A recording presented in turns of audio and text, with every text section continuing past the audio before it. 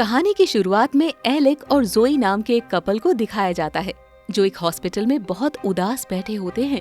वो पिछले कई साल से चाह रहे थे कि उनके घर में कोई बच्चा पैदा हो, लेकिन उनकी ये ख्वाहिश पूरी नहीं हो पा रही थी। जब उन दोनों की रिपोर्ट भी नॉर्मल आती है तो डॉक्टर को भी समझ में नहीं आता कि प्रॉब्लम क्या है। वो कहता है कि शायद जोई किसी सदमे की वजह से गर्भ धारण नहीं कर पा रही है, इसीलिए वो उन्हें स्ट्रेस छोड़कर खुश रहने की सलाह देता है। लेकिन खुशी तो उनकी जिंदगी से जैसे रूठ सी गई थी। रात को जोई एलेक से कहती है कि क्यों ना वो कोई बच्चा गोद ले ले। वो उसे एक अनाथ आश्रम का कार्ड भी दिखाती है जिसे हॉस्पिटल में कोई उसके पास रखकर चला गया था। एलेक इसके लिए तैयार नहीं था क्योंकि उसे ऐसा लगता है कि किसी दूसरे के बच्चे को शायद वो इतना प्यार ना दे पाए। लेकिन जोई की खुशी के लिए वो अगले दिन उसे लेकर उस अनाथ आश्रम में पहुंच जाता है।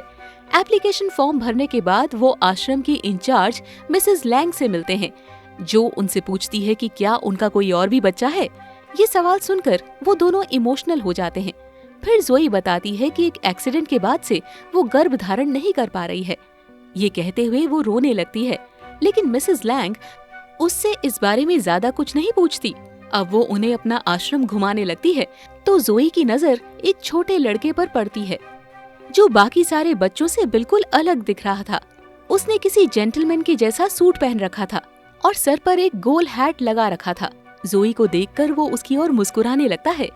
मिसेस लैंग अब उनसे कहती है कि उनके सारे बच्चे बहुत स्पेशल है और वो उन्हें स्पेशल घरों में ही भेजते हैं, इसीलिए वो कहती है कि गोद लेने के प्रोसेस में थोड़ा ज्यादा वक्त लग सकता है। इसके बाद जब वो वापस जाने लगते हैं तो वही बच्चा खिड़की में से जोई को देखकर फिर से मुस्कुराता है और उसकी ओर अपना हाथ हिलाता है। जोई भी मुस्कुराकर उसकी ओर हाथ हिलाती है और फिर वो दोनों अपने अपने काम पर चले जाते हैं। एलेक खिलौने बनाने वाली एक फैक्ट्री का मालिक था, लेकिन पिछले कुछ सालों में उसके खिलौनों की डिमांड मार्केट में बहुत कम हो गई थी, जिसकी वजह से वो जैसे तैसे बैंक से लोन लेकर फैक्ट्री को चला रहा था और बड़ी मुश्किल से अपने वर्करों को उनकी सैलरी दे पा रहा था। जोई भी अपना एक बुक स्टोर चलाती है और उसने खुद भी बच्चों के लिए कई किताबें लिखी होती है, लेकिन पिछले कई सालों से उसने भी लिखना छोड़ रखा था। आज वो जल्दी ही स्टोर बंद करके घर आ जाती है। तभी थोड़ी देर में उसके दरवाजे पर कोई नॉक करता है।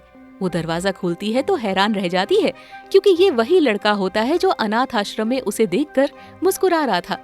वो अपना नाम इलाई बताता है और जोई के हाथ में एक फॉर्म पकड़ाकर कहता है कि आश्रम वालों ने उनकी एप्लीकेशन मंजूर कर ली है और मिसेस लैंग ने उसे उनका बेटा बनकर यहाँ रहने के लिए भेजा है। अब घर के अंदर जाकर वो उससे चाय मांगता है, लेकिन जोई उसकी उम्र के हिसाब से उसे गर्म दूध लाकर देती है। इसके बाद जब वो टीवी पर उसके लिए कार्टून चैनल लगाती है तो वो उसकी जगह उससे न्यूज चैनल चलवाता है। जोई को वो लड़का बहुत अजीब लगता है और जब उसकी समझ में कुछ नहीं आता तो वो एलेक को फोन करके घर पे बुला लेती है। वो उसे बताती है कि उसने अनाथ आश्रम फोन किया था, लेकिन किसी ने भी उसका फोन नहीं उठाया। इसीलिए अब वो सच्चाई जानने के लिए उसे साथ लेकर अनाथ आश्रम की ओर चल देते हैं। रास्ते में इलाई एलेक से उसके बिजनेस और देश में चल रही आर्थिक मंदी के बारे में बात करने लगता है, तो वो भी हैरान रह जाता है। लेकिन एक 7 साल के बच्चे के मुंह से इतनी बड़ी बड़ी बातें उन दोनों को ही बहुत प्यारी लगती है और बड़ी मुश्किल से वो अपनी हंसी रोक पाते हैं। अब वो अनाथ आश्रम पहुंचते हैं तो एक इमरजेंसी मेडिकल वैन में किसी को ले जाया जा रहा होता है और उसे पता चलता है कि मिसेस लैंग अचानक बीमार पड़ गई है। अब अनाथ आश्रम की अकाउंटेंट सिस्टर जैन वो फॉर्म देखती है तो उसे ये कंप्लीट लगता है। वो इनसे फॉर्म लेकर रख लेती है और कहती है कि मिसेस लैंग के ठीक होते ही वो उनसे कांटेक्ट करेगी। तब तक वो चाहे तो इलाई को अपने साथ रख सकते हैं। जोई ये सुनकर खुश हो जाती है और एलेक भी उसकी बात मानकर इलाई को अपने साथ घर ले जाने लगता है। लेकिन जोई के इस फैसले से वो ज्यादा खुश नहीं था।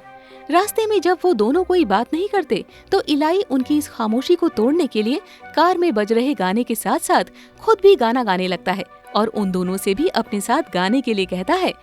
ये देखकर जोई अपने आप को गाने से रोक नहीं पाती और उसकी खुशी के लिए एलेक को भी गाना गाना ही पड़ता है, क्योंकि आज कई साल बाद वो इतनी खुश दिख रही थी। रात को जोई इलाई का सूटकेस खोलकर देखती है तो इसमें उसका सूट और टाई बहुत ही तरीके से रखे हुए होते हैं। तभी वो बाथरूम से बाहर आकर उसे समझाने लगता है कि कौन सा टूथपेस्ट ज्यादा अच्छा रहता है। जोई को उसके मुंह से इतनी समझदारी भरी बातें सुनकर हंसी आती है और वो हंसते हुए एलेक को ये बताने लगती है लेकिन जब वो सोने का बहाना बनाता है तो वो समझ जाती है कि एलेक इलाई को अपने बेटे के रूप में एक्सेप्ट नहीं कर पा रहा है, और फिर वो भी उदास होकर बाहर बैठ जाती है। जब इलाई उसे इतनी गहरी उदासी में देखता है तो वो किताबों की अलमारी में से एक मोटी सी किताब निकाल कर लाता है और इसे पढ़कर सुनाने के लिए कहता है। जोई इस किताब को तो नहीं, लेकिन उसे बच्चों की कहानियों वाली एक किताब पढ़कर सुनाने लगती है। कहानी सुनते हुए वो उससे आज रात अपने पास सोने के लिए कहता है, तो वो फर्श पर उसके साथ ही सो जाती है। सुबह को वो जब उठती है तो इलाई टकटकी लगाकर उसे ही देख रहा होता है।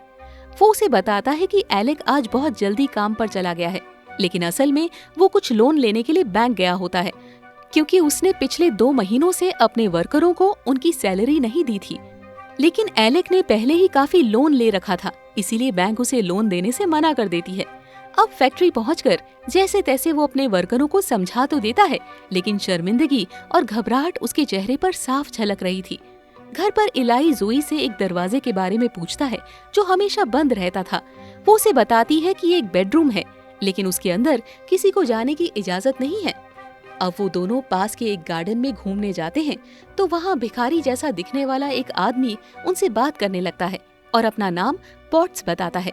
जोई इलाई के साथ उसकी अजीब बातें सुनकर हंसने लगती है, तो वो उससे कुछ छुट्टे पैसे मांगता है और उसकी ओर देखते हुए एक तारीख बताता है, जो होती है 15 मई 2007। ये सुनकर वो कहती है कि उसे ये सब कैसे पता है। पोर्ट्स कहता है कि उसे सब पता है क्योंकि वो यहीं आसपास घूमता रहता है। ये कहकर वो चला जाता है और जोई हैरानी से उसे ही देखती रह जाती है। लेकिन 15 मई 2007 को क्या हुआ था, ये राज अभी राज ही रहता है। अगले दिन फैक्ट्री में सैलरी ना मिलने पर एलेक के वर्कर नौकरी छोड़कर जाने लगते हैं और सिर्फ टॉम नाम का एक पुराना वर्कर ही उसके कहने पर रुकता है। इस परेशानी में एलेक ने जोई को भी फोन करके बुला लिया था, तो वो इलाई को साथ लेकर यहाँ आ जाती है।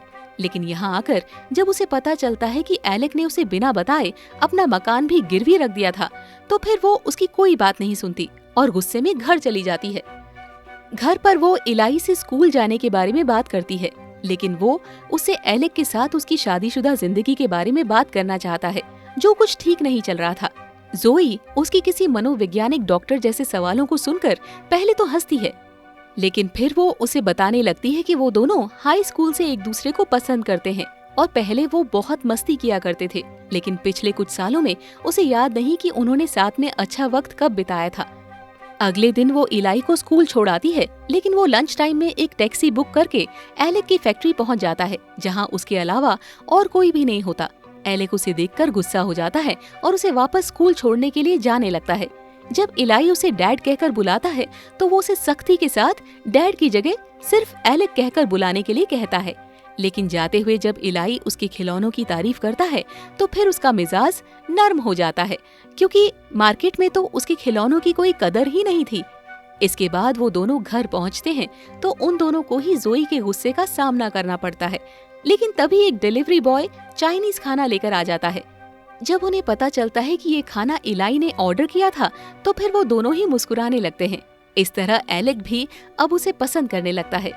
रात को सोने से पहले जोई जब देखती है कि इलाई ने उस बंद पड़े बेडरूम से टेडी बियर निकाल लिया है तो वो इसे तुरंत उससे छीन लेती है और डांटते हुए फिर उसे कभी भी उस रूम में न जाने की सख्त हिदायत देती है। अब आधी रात को इलाई चुपके से घर से निकलकर पास के गार्डन में पहुंच जाता है और बेंच पर सोए हुए मिस्टर पॉट्स को उठाकर उनसे बातें करने लगता है।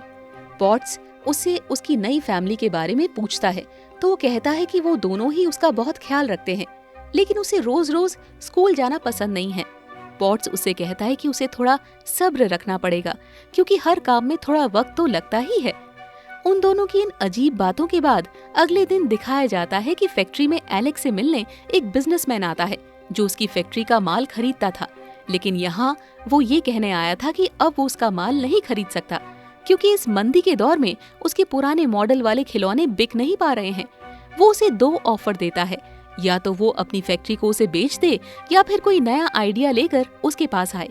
इस बात से एलेक बहुत परेशान हो जाता है, क्योंकि उसने काफी पैसा लगाकर खिलौनों का एक बड़ा स्टॉक जमा कर रखा था, लेकिन अगर इन खिलौनों को कोई खरीदेगा ही नहीं तो फिर वो पूरी तरह बर्बाद हो जाएगा।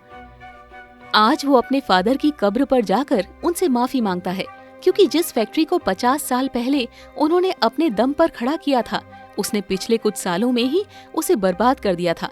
उसकी ये सारी बातें मिस्टर पॉट्स उसके पीछे खड़ा होकर सुन रहा होता है। वो उसके पास आकर उसे कब्र पर खिल रहे गुलाब के फूलों को दिखाकर वहाँ से चला जाता है, लेकिन एलेक समझ जाता है कि वो उसे क्या समझाना चाहता था। इसीलिए वो हार मानने की बजाय एक बार फिर से इससे निकलने की कोशिश में लग जाता है और अब वो इलाई को भी फैक्ट्री में आने से मना नहीं करता। एक दिन वो उससे उसके ऑफिस में लगे एक पोस्टर के बारे में पूछने लगता है। एलेक उसे बताता है कि ये लेगोलैंड नाम की एक जगह है जहाँ वो कुछ साल पहले ही जाना चाहता था, लेकिन अभी तक उसे वहाँ जाने का टाइम ही नहीं मिल पाया। अब वो उसे अपनी फैक्ट्री में बने खिलौने दिखाने लगता है और कहता है कि किसी जमाने में ये सारे खिलौने बहुत फेमस थे, लेकिन आजकल मार्केट में इलेक्ट्रॉनिक खिलौने आने से उनके खिलौनों की डिमांड कम हो गई है।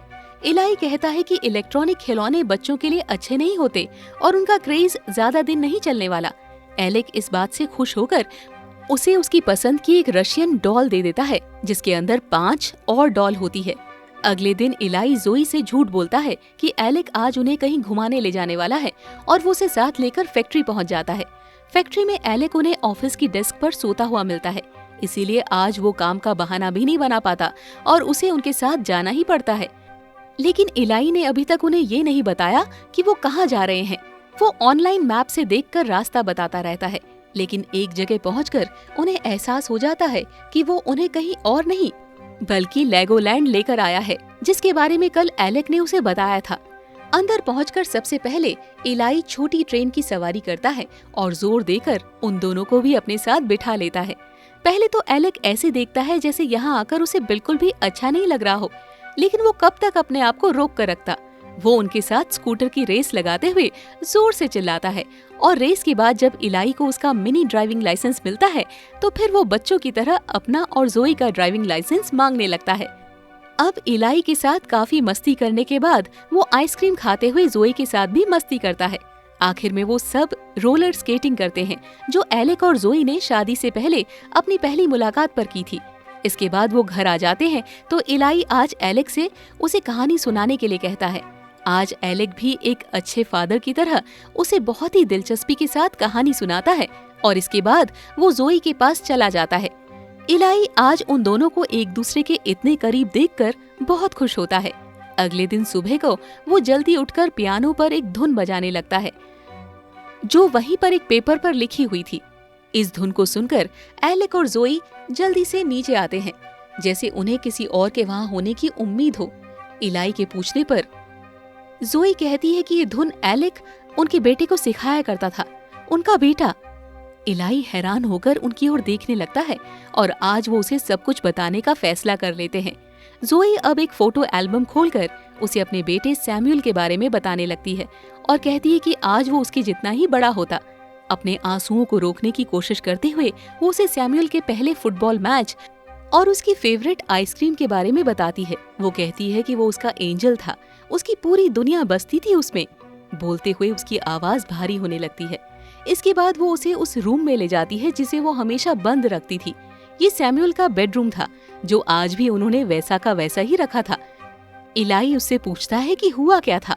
जोई खिड़की से नीचे देखते हुए बताने लगती है कि 2 साल पहले जब वो अपना फुटबॉल मैच खेलकर उसके साथ घर वापस आ रहा था तो एक कार से उसका एक्सीडेंट हो गया था, जिसके बाद उन दोनों की जिंदगी बिल्कुल भी पहले जैसी नहीं रही। अब वो उसे अपने साथ सैमुअल की कब्र पर ले जाते हैं। एलेक के हाथ में वही टेडी बियर होता है जिसकी वजह से जोई ने एक दिन इलाई को डांटा था। वो कहता है कि सैमुअल रोज रात को इसे अपने साथ लेकर सोता था और उसे आज भी रोज सुबह उठकर ऐसा लगता है जैसे वो उसी कमरे में हो। ये बताते हुए एलेक टूट जाता है और रोते हुए कहता है कि उसे ऐसा महसूस होता है जैसे उसके दिल में एक बड़ा सा छेद बन गया हो जो कभी नहीं भर सकेगा। इस तरह एलेक और जोई पिछले 2 साल से जो दर्द अपने दिल में दबाकर जी रहे थे वो आंसुओं के साथ आज बाहर आ जाता है और दोनों एक दूसरे के गले लगकर काफी देर तक रोते रहते हैं। उनसे थोड़ी दूरी पर मिस्टर पॉट्स भी खड़ा होकर ये सब देख रहा होता है। अब घर पर जोई एलेक से कहती है कि उन्हें अब इस कमरे की सफाई कर देनी चाहिए। एलेक भी एक गहरी सांस लेकर इसके लिए हामी भर देता है। रात को वो गार्डन में जाता है और जुगनुओं को देखता हुआ मिस्टर पॉट्स के पास पहुंच जाता है। एलेक उसे पहचान लेता है और आज वो उससे अच्छी तरह बैठकर बातें करने लगता है। मिस्टर पॉट्स आज उससे पूछता है कि क्या वो ईश्वर में विश्वास करता है। एलेक कहता है कि वो उसमें कैसे विश्वास रख सकता है जो जिंदगियों को बर्बाद करता है। पॉट्स कहता है कि शायद ये उसका इम्तिहान हो। फिर वो कुछ सोचकर कहता है कि इंसानों की इससे बड़ी प्रॉब्लम यही है कि वो हमेशा अतीत में जीते हैं और भविष्य की चिंता करते रहते हैं। वो कहता है कि यादों की भी जिंदगी में अपनी जगह होनी चाहिए, लेकिन खुश रहने के लिए अपने वर्तमान से जुड़कर उसी में जिंदगी जीना बहुत जरूरी है। मिस्टर पॉट्स की इन बातों का एलेक के ऊपर गहरा असर पड़ता है और अगले दिन नाश्ते की टेबल पर भी वो उसका ही जिक्र करने लगता है। इलाई अपनी रशियन डॉल को खोलते और बंद करते हुए कहता है कि मिस्टर पॉट्स एक मिस्ट्री बॉक्स की तरह है जिसके अंदर क्या है किसी को कुछ नहीं पता। अचानक उसकी ये बात सुनकर एलेक की आंखें चमक जाती है और वो कहता है कि उसके दिमाग में एक नया आइडिया आया है और वो तुरंत इलाई के साथ फैक्ट्री पहुंचकर एक नया डिजाइन तैयार करने में लग जाता है। डिजाइन बनाकर हर बार वो इलाई को दिखाता है, लेकिन वो उसके कई डिजाइन फेल कर देता है। फिर भी एलेक लगातार कोशिश करता रहता है और आखिर में एक डिजाइन इलाई को पसंद आ जाता है। इसके बाद एलेक उस डिजाइन से एक लकड़ी का बॉक्स तैयार करता है और वो इसमें अपने फैक्ट्री के 5 अलग-अलग तरह के खिलौने पैक कर देता है। अब एलेक जाने पहचाने और पुराने ग्राहकों समेत खिलौना इंडस्ट्री के कुछ बिजनेसमैन लोगों को फोन करके कहता है कि वो उन्हें अपना एक नया प्रोडक्ट दिखाना चाहता है। अब वक्त आता है प्रेजेंटेशन का, जिसमें उसका सबसे पुराना वर्कर टॉम भी उसका साथ देने के लिए आ जाता है, लेकिन एलेक अपनी जगह इलाई को प्रेजेंटेशन के लिए अंदर भेजता है और खुद बाहर खड़ा होकर ये सब देखने लगता है। अब एक 7 साल के बच्चे को देखकर सारे बिजनेसमैन हंसने लगते हैं और उन्हें ये कोई मजाक लगता है, लेकिन इलाई पूरे कॉन्फिडेंस के साथ उन्हें बताता है कि वो एलेक के रिप्रेजेंटेटिव के तौर पर यहाँ प्रेजेंटेशन देने आया है। ये कहकर वो उस बॉक्स के ऊपर से पर्दा हटा देता है, जिसके ऊपर एक क्वेश्चन मार्क के निशान के साथ मिस्ट्री बॉक्स लिखा होता है। उनमें से सबसे पहले जॉन उससे पूछता है कि इसके अंदर कौन से खिलौने हैं। इलाई कहता है कि अगर उसने ये बता दिया तो फिर इसे मिस्ट्री बॉक्स कौन कहेगा। जॉन को कुछ समझ में नहीं आता, लेकिन एक दूसरा बिजनेसमैन इलाई का पॉइंट समझ जाता है और कहता है कि लोग इसके अंदर के खिलौनों को जाने बिना ही इसे खरीदेंगे, क्योंकि मिस्ट्री सबको पसंद है। वो कहता है कि आधे से ज्यादा एक्साइटमेंट और खुशी तो उन्हें इसे खरीदने और खोलने में ही मिल जाएगी। उसकी ये बात सुनकर एक जापानी बिजनेसमैन वहीं पर 20,000 बॉक्स का ऑर्डर दे देता है और फिर एक एक करके सभी अपना अपना ऑर्डर देने लगते हैं। तभी एलेक भी अंदर आ जाता है, जिसे देखकर सभी उसके इस अनोखे काम के लिए उसकी तारीफ करते हैं। एलेक आज बहुत खुश होता है और इस खुशी के मौके को वो अपनी फैमिली के साथ खूब एंजॉय करता है। रात को इलाई के साथ बॉल से खेलते हुए वो उससे कहता है कि अगर वो चाहे तो उसे डैड कहकर बुला सकता है। उसकी ये बात सुनकर इलाई और जोई दोनों खुश हो जाते हैं। आज आधी रात को फिर से इलाई गार्डन में जाकर मिस्टर पॉट्स से मिलता है। पॉट्स एलेक की कामयाबी की खबर सुनकर बहुत खुश होता है और फिर वो उसके कान में कुछ कहता है। अगले दिन इलाई के साथ एलेक और जोई गार्डन आते हैं और मिस्टर पॉट्स को क्रिसमस पर अपने घर आने के लिए इनवाइट करते हैं। अब क्रिसमस पर दिखाया जाता है कि मिस्ट्री बॉक्स को मार्केट में जबरदस्त कामयाबी मिल जाती है और बच्चों में इसकी दीवानगी सर चढ़कर बोलने लगती है। मार्केट की इस हाई डिमांड को पूरा करने में एलेक को कोई भी परेशानी नहीं होती, क्योंकि उसे फैक्ट्री में सिर्फ बॉक्स बनवाने पड़ते हैं और खिलौनों का स्टॉक तो उसके पास पहले से ही काफी पड़ा हुआ था। रात को मिस्टर पॉट्स उनके घर आता है और एलेक के कहने पर आज वो क्लीन शेव करके नहाकर बाथरूम से बाहर निकलता है। अब वो सबके साथ डिनर करते हैं, एक गेम खेलकर काफी मस्ती करते हैं। मिस्टर पॉट्स उन्हें इस तरह हंसता खेलता देखकर बहुत खुश होता है। जब वो जाने लगता है तो जोई उसके हाथ में कुछ पैसे थमा देती है। पॉट्स पैसे लेने से मना करता है, लेकिन वो कहती है कि सड़कों पर जिंदगी गुजारने से पहले वो भी तो किसी का प्यारा बेटा रहा होगा और उसकी जगह उसका अपना बेटा भी तो हो सकता था। पॉट्स के जाने के बाद वो इलाई को उसके कमरे में सुलाने जाती है। आज वो उससे पूछता है कि क्या वो एंजल्स में विश्वास करती है। जोई इस बात का कोई खास जवाब नहीं देती, क्योंकि इस वक्त उसके दिमाग में कुछ और ही चल रहा था। वो एलेक के पास जाकर उसे गिफ्ट देती है। एलेक इसे खोलकर देखता है तो ये कुछ और नहीं बल्कि उसका प्रेगनेंसी टेस्ट होता है, जिसकी उन्होंने उम्मीद ही छोड़ दी थी। मतलब वो माँ बनने वाली थी। इस खबर से एलेक की खुशी का ठिकाना नहीं रहता और वो जोई को अपने सीने से लगा लेता है। वो ये खबर इलाई को सुनाना चाहता है, लेकिन जोई कहती है कि वो सो गया होगा। लेकिन उन्हें इस बात की बिल्कुल भी खबर नहीं थी कि वो काफी देर से ऊपर बैठकर सिर्फ उन्हें ही देख रहा था। अगले दिन सुबह होते ही एलेक ये गुड न्यूज सुनाने के लिए ऊपर उसके कमरे में जाता है, लेकिन वो वहाँ नहीं होता, बल्कि बेड पर उन दोनों के नाम एक लेटर पड़ा होता है। नीचे फोन पर अनाथ आश्रम के अकाउंटेंट जेन की कॉल आती है, जो जोई को बताती है कि मिसेस लैंग ठीक होकर अस्पताल से वापस आ गई है। फिर वो बताती है कि उसने उनका वो फॉर्म मिसेस लैंड को दिखाया था, लेकिन इलाई नाम का कोई भी बच्चा उनके आश्रम में कभी था ही नहीं, और अब उस फॉर्म के ऊपर उस बच्चे की फोटो भी नहीं है। उसकी ये बात सुनकर जोई के हाथ से कॉफी का ग्लास छूटकर नीचे गिर जाता है। वो हैरान परेशान से एक ड्रॉर पर झपटती है और उसमें से इलाई का लीगोलैंड वाला मिनी ड्राइविंग लाइसेंस निकाल कर देखती है, लेकिन इस पर भी उसकी फोटो नहीं होती। अब उसे सब कुछ समझ में आने लगता है कि इलाई और मिस्टर पॉट्स इंसानों के रूप में तो एंजल्स थे। वो उनकी बिखरी हुई जिंदगी में खुशियां लौटाने के लिए आए थे। उसे याद आ जाता है कि हॉस्पिटल में उसके पास अनाथ आश्रम का कार्ड रख कर जाने वाला और कोई नहीं बल्कि मिस्टर पॉट्स ही था। अब वो ऊपर जाकर इलाई का वो लंबा सा लेटर पढ़ती है, जिसमें उसने उन्हें अपने बेटे सैमुअल की बुरी यादों को भूलकर उसकी अच्छी यादों के साथ जिंदगी बिताने की बात कही थी। पढ़ते पढ़ते वो रोने लगती है और रोते हुए लेटर का बाकी हिस्सा पढ़ती है, जिसमें उसने अपने जाने और अपने लिए उनके प्यार का भी जिक्र किया था और एक भविष्यवाणी की थी कि उनके घर में बेटी पैदा होगी। मूवी के आखिर में दिखाया जाता है कि एलेक और जोई अपनी नन्ही सी बेटी के साथ बहुत खुश होते हैं, और एक दिन जोई को ऐसा महसूस होता है जैसे इलाई उनसे मिलने वापस आया हो, लेकिन उसकी नजर पड़ते ही वो मुस्कुराकर गायब हो जाता है। इसी के साथ ये मूवी एंड हो जाती है। दोस्तों, फॉस्टर एक प्रेरणादायक कहानी है जो परिवार में प्रेम और अनाथ बच्चों को गोद लेने के रुझान को दर्शाती है, जो असामान्य परिस्थितियों में भी खुशियों को खोजने की प्रेरणा देती है।